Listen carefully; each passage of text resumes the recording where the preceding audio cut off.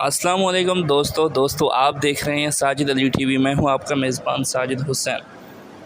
دوستو جب سے افغانستان میں امریکہ نے شکست کھائی ہے تب سے پورا یورپ ہل گیا ہے اور پورے یورپ کے کنٹریز ایک دوسرے پہ انگلیاں اٹھا رہے ہیں۔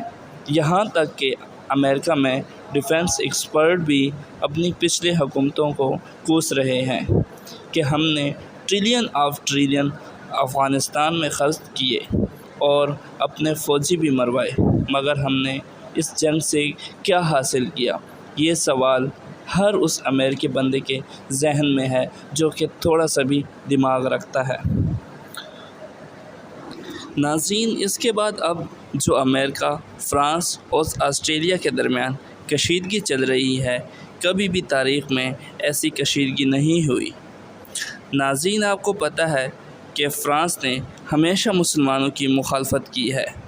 پچھلے دنوں میں بھی آپ نے دیکھا ہوگا کہ ایمانوئل میکرون نے نبی پاک صلی اللہ علیہ وآلہ وسلم کی شان میں گستاخی کرنے والوں کی حمایت کی اور سرکاری سطح پر گستاخانہ خاکے لگوائے۔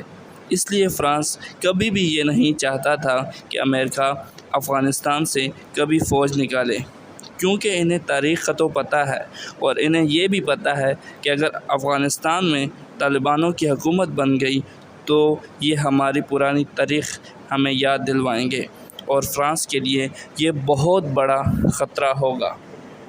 ناظرین، دوسری بات، آسٹریلیا اور فرانس کے درمیان نان نیوکلیئر سب میرین کا معاہدہ ہوا تھا، جسے امریکہ اور برطانیہ نے توڑوا دیا اور آسٹریلیا کو یہ کہا کہ آپ کو ہم اس سے کم قیمت پر نیوکلیئر سب میرین دیں گے۔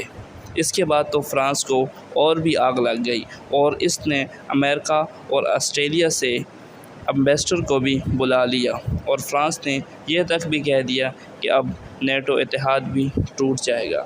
ناظرین، اگر آپ کو ہماری ویڈیو اچھی لگی، ویڈیو کو لائک کریں، چینل کو سبسکرائب کریں اور بیل آئیکن پر ضرور کلک کریں تاکہ ہماری آنے والی تمام ویڈیوز آپ تک بر وقت پہنچ سکیں۔ شکریہ۔